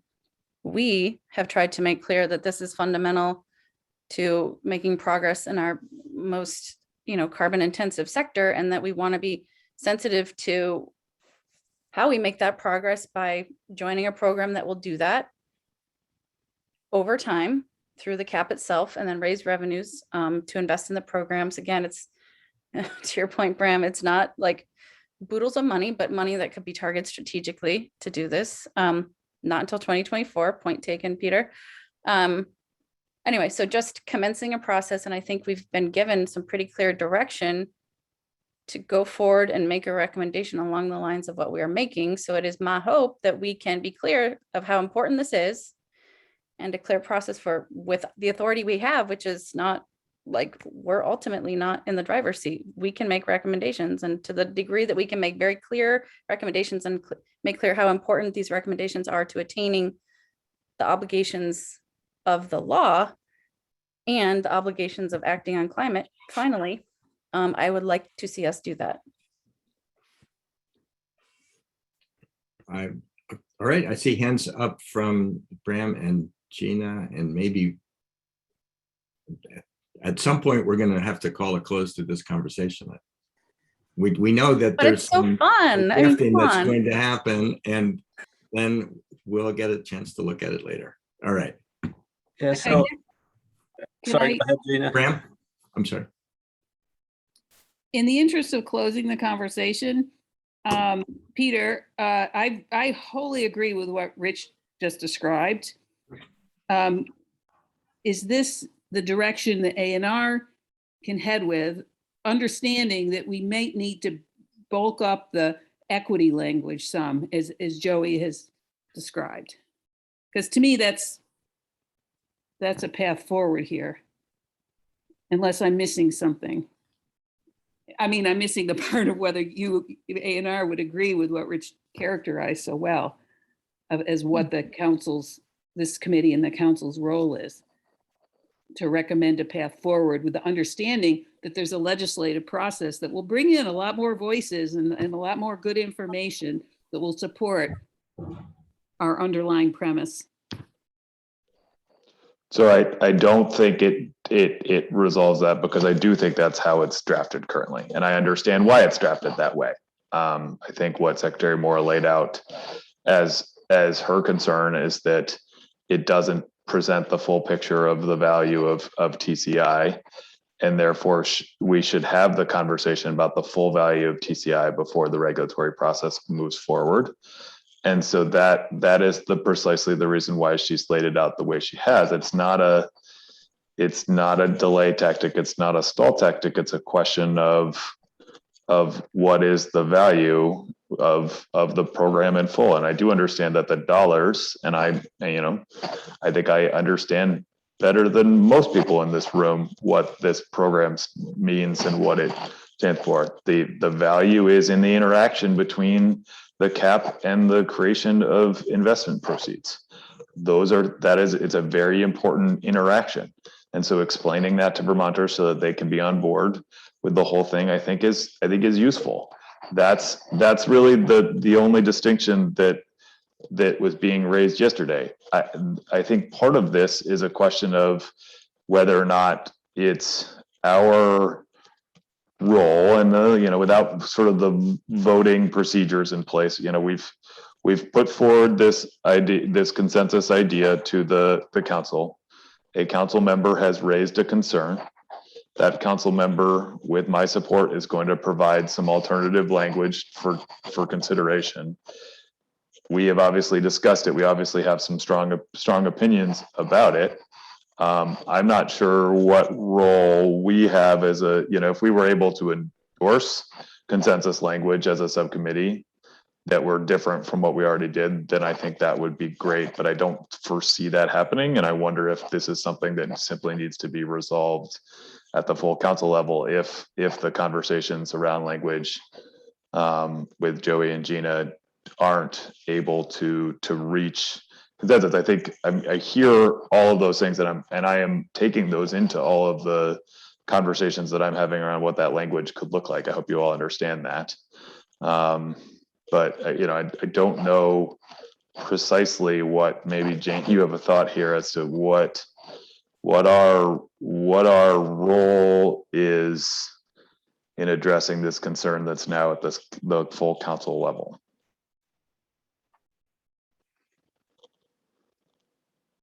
Appreciate the faith in me.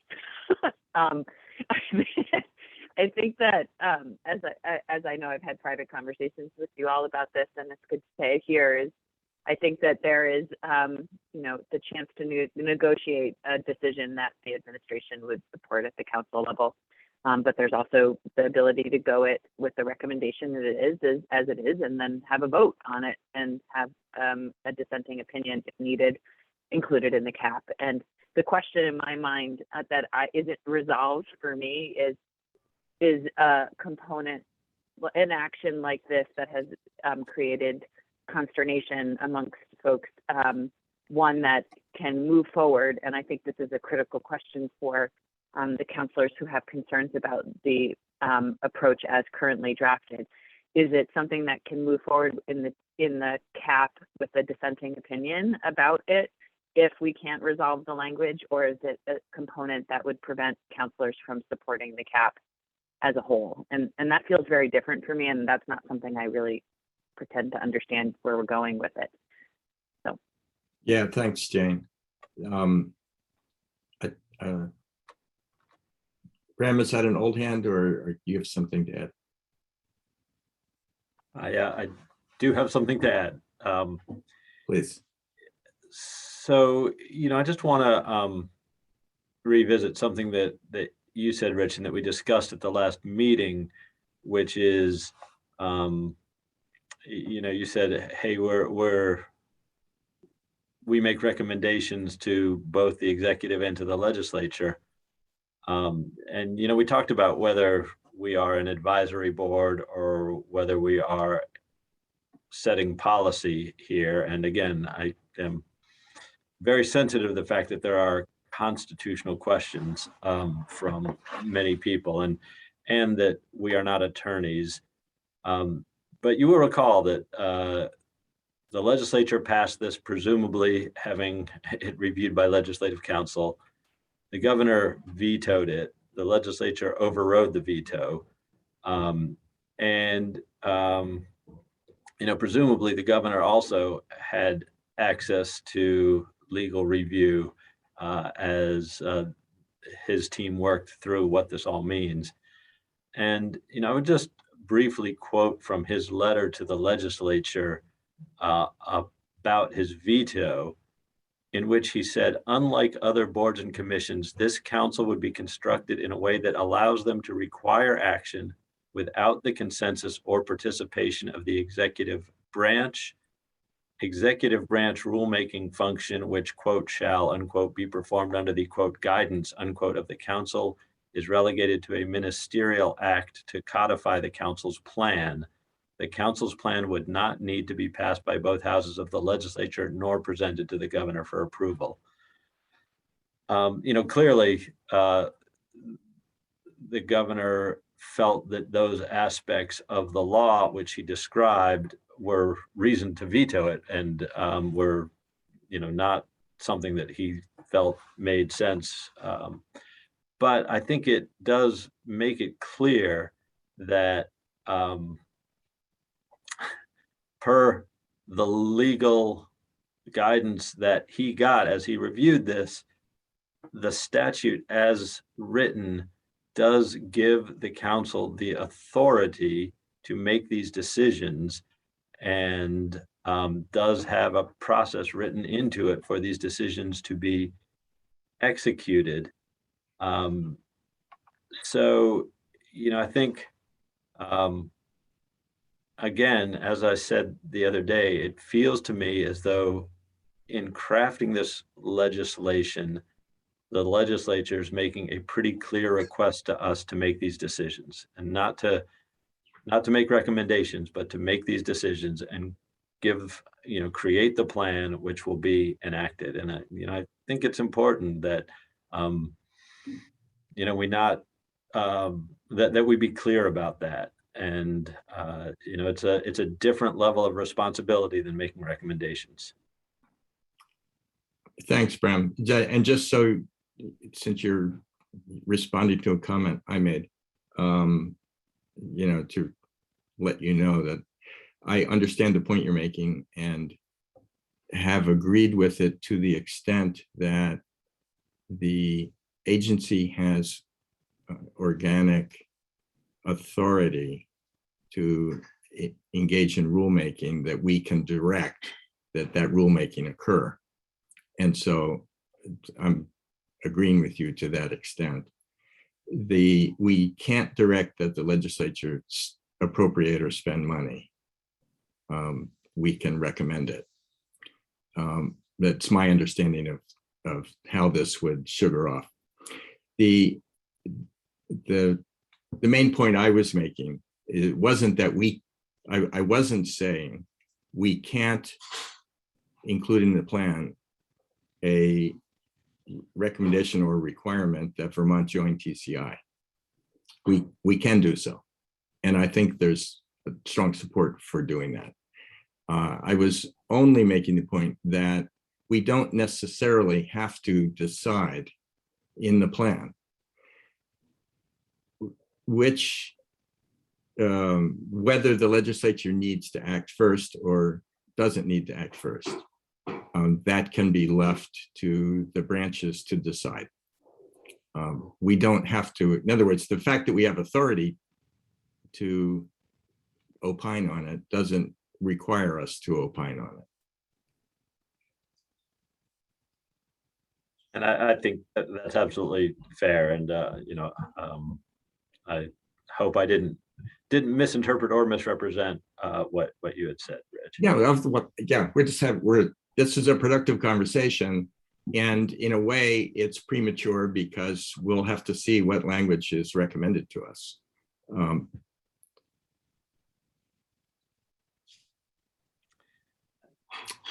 And Joey, any final comments on this? I think. No, I was just gonna say, speaking of opining, maybe we can get the language.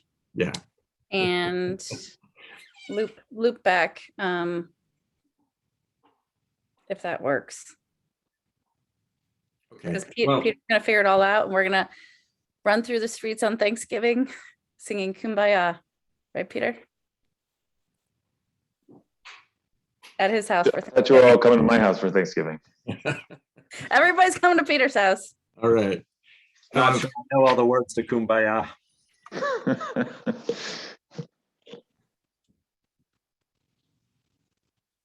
Are there other topics in the transportation realm that we should be discussing right now?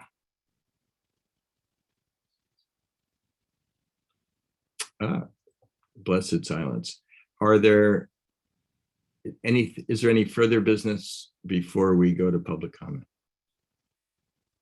Yes, Jane wanted to have a discussion around the legislative and rulemaking, sort of the next steps, which are sort of the legislative and rulemaking components of our recommendations. So yeah, we need to chat through those.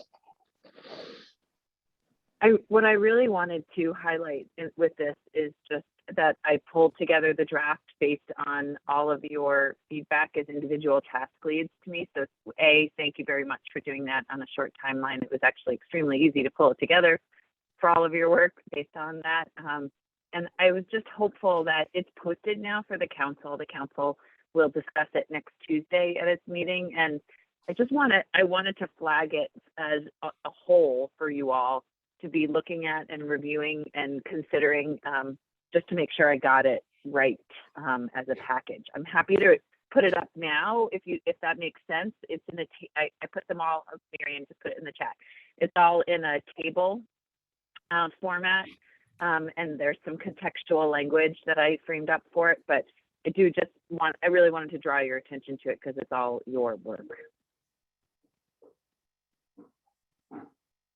So happy to just ask you to send any comments to me or happy to walk through. So go for it, Joe. Sorry.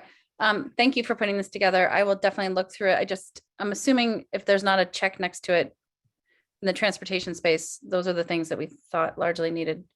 It doesn't have a yes, it's an empty box. Right on the table, are you asking specifically? Yeah. It's like in there because it either needs a yes, it either has a yes for rulemaking or it has a yes for that's a mistake.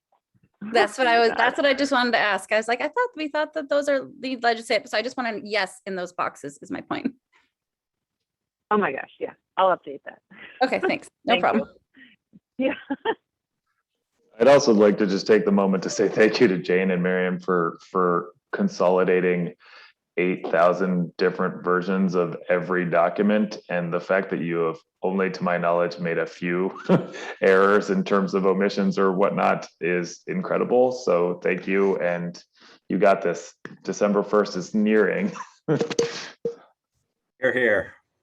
Yeah, Indeed. I thought it was more like 10,000. Come on. I would say here again. Not long ago, I had the opinion that this was going to be impossible, and amazingly, you have made it possible. It's really terrific.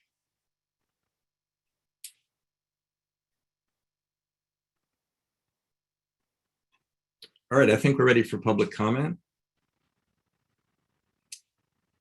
Wait, so quickly, Jane, when do you, if we do have comments on that, when do you need those by? Well, besides the obvious omission that Joey just mentioned, which I'm going to fix right now, the rest of it will stay up and the same until the council discusses it.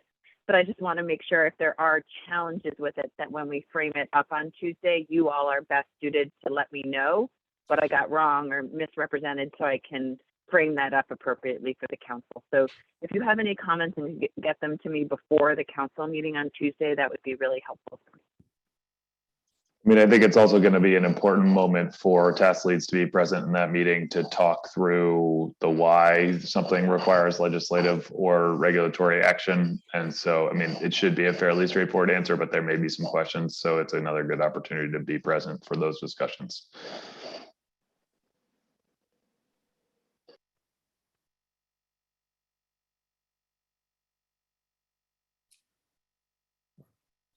All right, then. Are there members of the public who would like to address the committee at this point? Please raise your hands.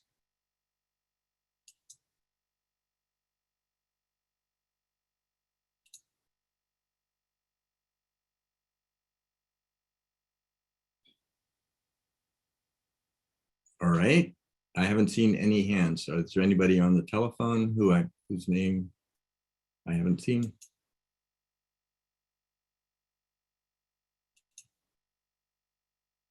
All right, are we ready to adjourn? Once again, committee members, you're amazing. You've done great work. I really appreciate it. Oh, looks like we do have a late breaking public comment hand. Oh, here we Rich go. and Matt It's a Voss. clap. He's clapping. He's Oh, clapping. shoot. Oh, sorry. I couldn't tell whether it was a Matt. wave or a clap. There we go. Thumbs up. All Good right. work, everybody. Thank My- you. Thank you all. Thanks, everybody. We are adjourned and we will see each other soon, I'm sure. Bye-bye. Thank you. Thanks, everyone.